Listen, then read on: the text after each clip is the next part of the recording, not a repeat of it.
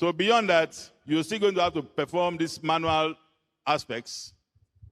And then, of course, you are going to give the patient all the information that the patient needs regarding the disease, regarding the medications you are giving, and of course, any caution that you need to give, stored in those apps and what have you, are already standard information.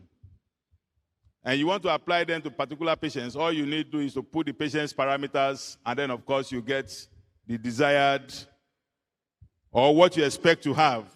If you want to, for example, you want to change the dose of a particular drug in relation to the patient's body weight, or in relation to the patient's body surface area, as in the case of children. Once you have all these parameters and you have the patient's data which you have put in, your level of accuracy is better assured than if we were not there. Apart from use of computers in this dispensing, we know that when we were in the university, we had all this mortar and pestle for production of extemporaneous preparations. Technology has also gone to that extent that you can have mixers with inbuilt apparatus that can mix at a very high speed for you, even some very high level of, very high volume of preparations that you're making. So that again will shorten the time and will help you to attend to patients and give patients even medicines that are hard to get. And of course, with the technology and with the app that we have these days, it is easy to know where a supplier is even located. And you can be in touch with that individual via this virtual means. And you can get your medicines for the patient or for the group of patients, particularly now that there are some of the items that you can't get commercially. So you can know where to even get the APIs and begin to make them for patients' use, and you tailor them to their direct needs. Like I said, those of us in the hospital, yes, we do very little research. We await the gurus in the industry and in the academia to do the research. The final product of these researches and the industrial outputs, we await them in the hospital, where we eventually give them to those who require them. So we in the hospital need to be in touch with the manufacturers. We need to be in touch with the researchers in the various fields. We need to be in touch with all the publications everywhere. So you talk about e-library, and you can do all of that on your desk without leaving. It's going to be very much applicable in drug information. We have some drug information gurus amongst us. I think Dr. Bello is here from University of Ilorin Teaching Hospital. That is one chap, and that is one hospital where drug information services, the skills and competencies from University of Ilorin Teaching Hospital is like second to none in Nigeria for now. And of course, we are talking about having exchange programs so that those of us who are lagging behind can approach, and then of course, we'll be able to sharpen our skills. Technology will also help us to minimize toxicities using the same principles which I've enumerated. The pharmacodynamics and the pharmacokinetic principles that are already established. From whatever searches you get, you can minimize toxicities. And then, of course, I do not want to take too much of your time. We have heard about nanomedicines. We have heard about biologics or biologicals and equivalents. These are all products of technology. Whether the nanomedicines and the biological, I know that there are biologicals in Nigeria, but the existence of nanomedicines, I think that is still very much at the background. We don't have too much of experience in that regard. But all that talks about is about targeting of tissues and reduction of toxicities. But for the biologicals, we're already aware that we have things like human insulin and so on and so forth, and we're already used to them. So ladies and gentlemen, I want to thank you for giving me the opportunity to start before you to say these few things. I'm believing that, yes, we can mainstream technology in pharma care to the benefit of the patient, to the benefit of the practitioner, to the benefit of everyone, including the prescriber and the dispensers, so that at the end of the day, the patient is truly served, not only in giving the service, but in terms of quality, quantity, and the time expended, because time is very important. If you get to very big hospitals like LUT or UCH, and you find that patients wait too long. However, they will have spent so much time in the doctor's clinics waiting. But when they get to the pharmacy, they lose their patients. So if by the time we now begin to employ technologies, I'm sure we'll be able to reduce the waiting time as much as possible. And that will also help in pushing our healthcare delivery. Thank you very much, and God bless you.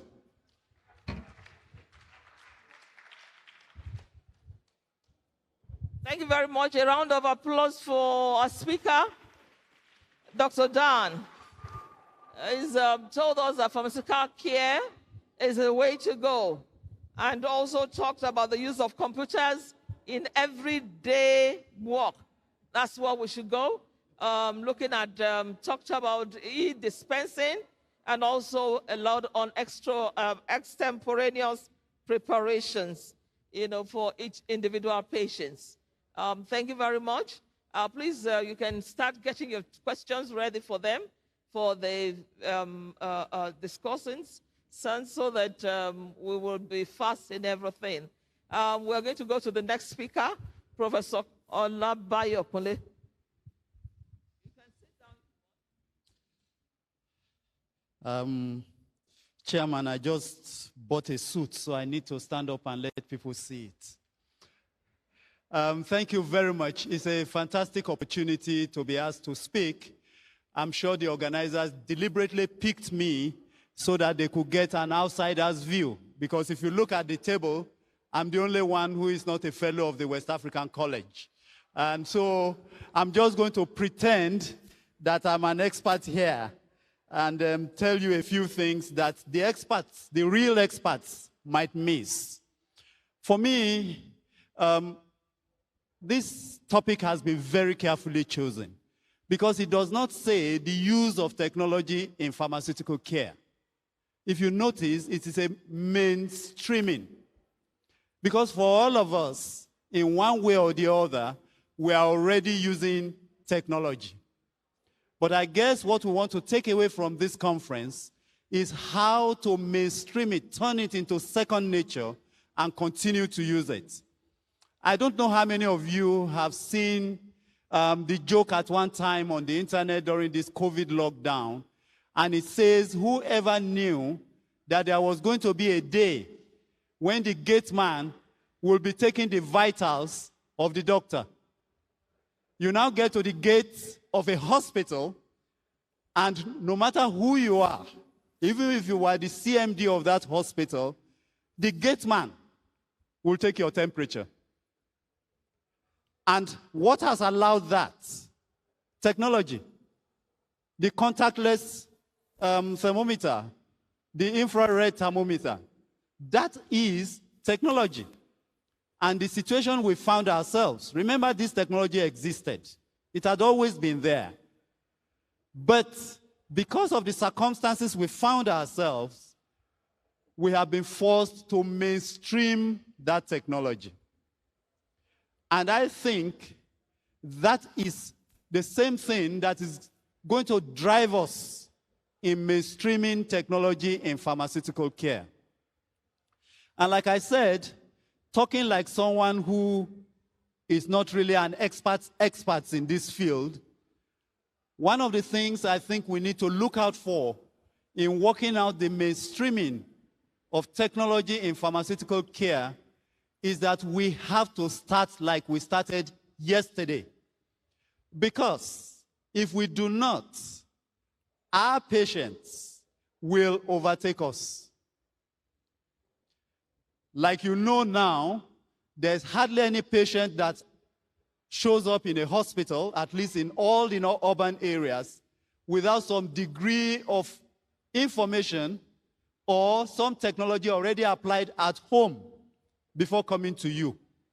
So if as experts, as drug experts in all ramifications, we do not apply technology and in fact apply superior technology or apply our education to the common technology, we might find out that we will be left aside by the patients.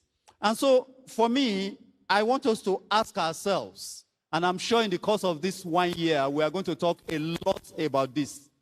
What really should be our objectives in the use of technology? Because it is the absence of clear objectives that prevents you from mainstreaming, that prevents you from using optimally. So I've just thought about it. In pharmaceutical care, why do you want technology? I put down a few points, and I'm sure in the course of discussing this, you who are hands-on will fine-tune it. Basically, technology will help you collect data. That is it. It makes data collection very, very easy. But then that will be useless if it ends there. It helps with data processing. Because when we say it speeds up your ability to attend to the patient, it essentially it is useful in processing the information that the patient gives to you. So data collection, technology is useful. Data processing, technology is very useful. And then very important to us as healthcare professionals, it will help you optimize care. You know, because a lot of these things, a lot of the things that you used to do manually, technology will process very quickly. Take all the variables. Oh, this is now Kunle because of his height, his complexion, whatever it is, his dietary disposition. While ordinarily this will take another 1 hour, as you become an expert, maybe 30 minutes, for you to put all of this together to optimize patient care. As soon as you are entering this data into the proper technology, it comes out with options for you immediately for dealing with this patient and providing the best care. So for me, point number 3 is care optimization. And then, of course, it now allows you to more effectively customize the intervention that the patient requires. Of course, we are coming from taking it for granted, like Dr. Roense has said, that patient care is our focus. Clinical pharmacy practice is the bedrock on which we are building all of this conversation that we are having. So we are taking it that you are dealing with the patient directly and you are involved in ensuring that the patient gets the best for the patient. Not the best for that type of patient, but rather now for that specific patient. These are the 4 points I see as the very clear objectives why we want to mainstream technology. So then, what do you need to do to mainstream the use of technology in pharmaceutical care? I think you have to look at it as a process. The first thing is to outline your process. Where you work, the hospital, the teaching hospital, the state hospital, the cottage hospital. And I've had calls, fortunately, thanks to the Pharmacists Council, I've had calls to visit a number of hospitals at the different levels of care in Nigeria. And their needs are very, very different. So for every system that you find yourself as a pharmacist, before you begin to think of technology, before you think of mainstreaming technology, you should first outline your processes. What is the nature of the work where you are? It's obvious that the needs of UCH will be very different from a primary health care or a secondary health care in one of the states, in one of the smaller states in Nigeria. So the first responsibility is outline the process. When you have outlined the process, then you identify critical steps in your process. Remember, this is about where to apply technology, how to apply technology so that you can mainstream it. So get your process right. Then when you have the process, it may be a 10-step process, 20-step process. You now isolate the critical points. These are points either that are laborious, they take time, or they have high risk of error, or they take too much of your staff, too many man-hours. When you have identified those steps, those particular steps in your full process, you will now identify what type of technology. Now, I'm very particular about the type of technology. For many of us who use these smartphones, and they are very, very expensive, you buy a smartphone for sometimes 500,000 naira. Maybe it doesn't sound big enough. 500,000 naira for a phone. And when you ask yourself, after 2 years, what is the percentage utilization of that phone? I'm not talking of how many times you put it to your ear. I'm not talking of how many WhatsApp messages you used. But for that phone to be that expensive, it can do very many things. How much of it do you use? If we are not careful in using technology in our practice, we might also find ourselves having redundancies. So if you carefully identify the points at which technology is required, you will then identify the need, the technology need you have, so that you can apply your resources more carefully.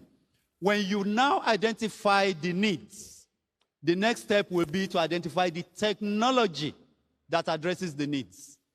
So it might be a word processing technology. It might be something like Excel. It might be a drug interaction technology. So you need to identify the technology. And you might think this is very simple. This is, why is he saying this? We have seen severally that many of us are excited in acquiring the hardware for technology. Oh, I have a new computer. I have just changed the computer in my office to an Apple computer. It excites us.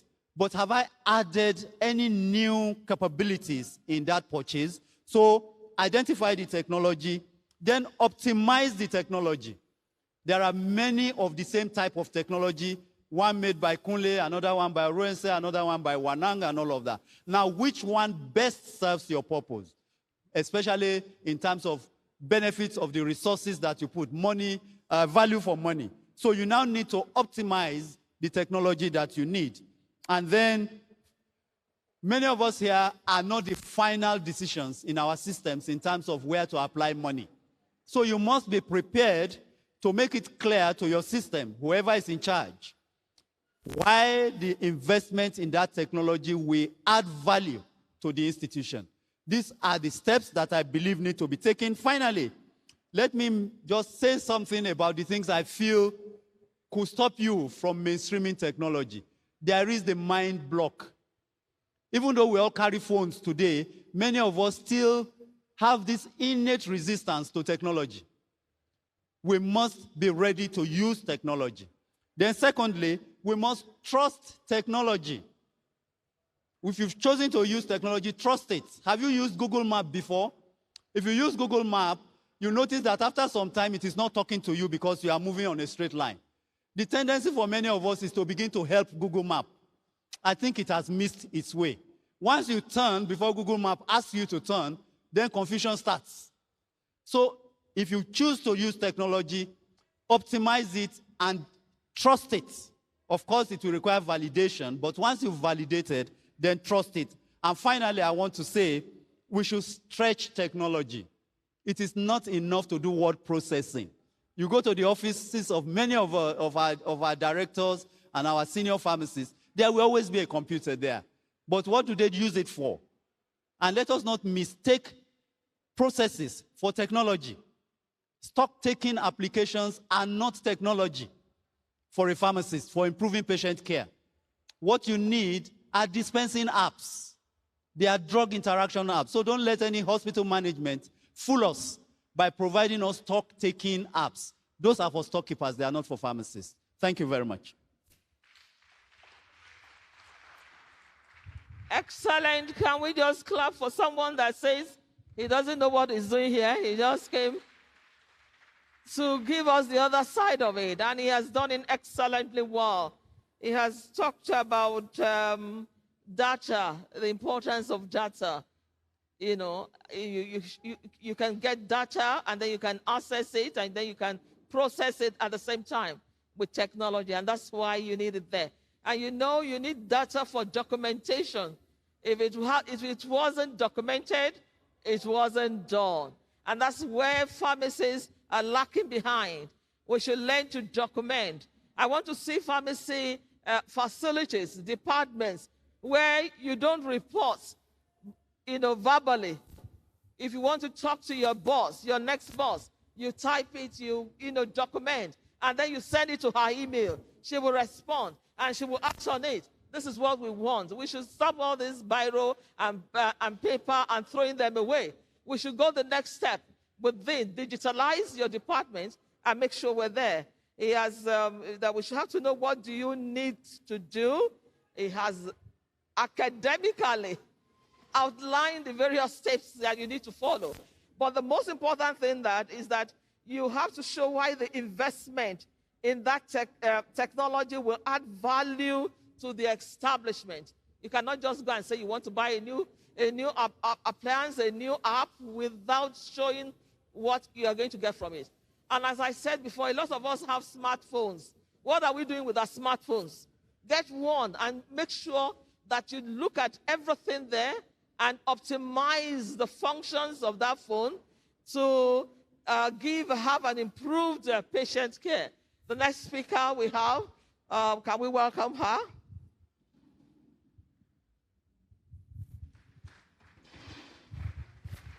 Good evening, my teachers, my mentors, my professors, and so many of them. Please let me stand on existing protocol. I had slides I could have projected, but I know there's no time for that. So I'll just pick a few things to add to what has been said. The first thing I want to add to is what was said about the current app, if I may use that word, that the government had deployed in public hospitals. That's the Health in a Box. We discovered that the developers, when the app was developed, I'm not sure if pharmacists were involved.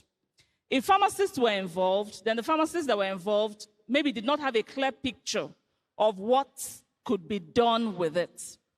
But we discovered in our own establishment that whatever we found out was a gap, of somehow that app could be modified so that we could use it for beyond accounting, because that's what that thing actually is an accounting app. It's not really a pharmacy-based app. When you talk to the developers, they are willing to incorporate. So in addition to what has been said, find out what works for you. Find out what the gap in your own institution is, something that will be appended to what is already freely available that you can use to optimize patient care. And then I want to talk about this phone.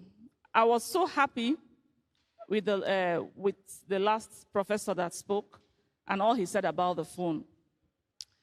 A lot of us would leave once you get up, for instance, from where you're sitting in a hospital pharmacy, the system, the laptop, the computer you're using, you leave it behind there, isn't it? But most likely, when you get up, what do you go up with? Hello? You get up with your phone, do you not? So if we're to really mainstream technology in pharmaceutical care as pharmacists, we have to make a whole lot more use of our phones. Let me give you examples. There are a lot of, before you talk about the ones that you need to get the management to buy in and pay for, we have a lot of, let me say, free apps. I say free in inverted commas because somebody has paid for it. That's why it's available for you. How much of it are we using? For instance, you know that there is no way, when you're counseling a patient, ideally, the apps that we have in our laptops should give us drug interaction data, should give us warnings that we should pass across, should give us counseling tips so that we don't have to carry everything in our brains. But we may not have that readily available. But you have it in your phone. There are so many of them. There's Medscape, there's Epocrates, there are so many of them that can guide you to do appropriate counseling and drug therapy management. Am I communicating? Hello? And we also have homegrown apps that are still available, still on your phones. For instance, how many of us have an Android phone? Hello? Show of hands. Let's just do a very brief exercise. Could you go to the Play Store, please? Very, very quickly. Just go to the Play Store. Anybody? Are you there? Could you type in Spectrum? Have you typed it in? Spectrum, S-P-E-C-T-R-U-M, in your search bar. Are you there? Has anybody typed it in? So when you type in Spectrum, you have options that drop down for you, isn't it? There is one that says Spectrum Clinical Decisions app. Did you see it? Have you seen it? If you click, that is a homegrown app. It's made in Nigeria with the data that is local to Nigeria, but it's specific for antibiotic prescriptions. If you have that, download it, put it in your phone. It's free. You can use it to optimize care. Still on your Google Play, can you search for bugs and drugs? I'm rushing this because we don't have time. Bugs, B-U-G-S, and drugs is another local homegrown app. Still, this one is to track antibiotic use and also track susceptibilities. And so you find that wherever you are, if you, for instance, download that app and you have it in your phone, at the end of the month, we're talking about data. If for every antibiotic you give out, you're able to impute it, at the end of the month, you don't need to take 2 days to find out how much of the quinolones did we use in this hospital. Am I communicating? Hello? How much of the penicillins did we use? So if the lab comes tomorrow and says, we're having resistance to this type of organisms, we're having 90% resistance, you can track the course. Let us use our mobile phones. In addition to those apps, a lot of times, there was a time in our hospital, we started putting phone numbers of key personnel in key pharmacy units on our drug labels. The point was, after you counsel the patient and the patient goes home, sometimes they experience drug interactions or adverse effects that were not anticipated. The patient has a number he or she can call. With that, we're able to save a lot of situations and prevent severe damage. Using our phones, even to make the phone calls, is also applying technology to optimize pharmaceutical care. In addition to that, our chairman had mentioned robotic dispensing, automated dispensing. Very expensive. I wish we could all have it. But until we do, we may still be using our local, homegrown, manual dispensing. But if we are able to make use of the data or the apps or the information that is available to us on either the laptops or our phones, then we can also reduce medication errors substantively. There are certain challenges. The COVID period, a lot of hospitals went into telemedicine, where they tell the patients, if you're sick but you're not very sick, please don't come to the hospital. Did it happen in yours? Did it happen in your own institution? It happened in mine. They had phone numbers. They had places where you call in, you have a video conference, you talk to a doctor, and they'll get your prescription. And then we started seeing a lot of online pharmacies. I think the PCN has tried to streamline how they will practice. But we cannot do away with telepharmacy.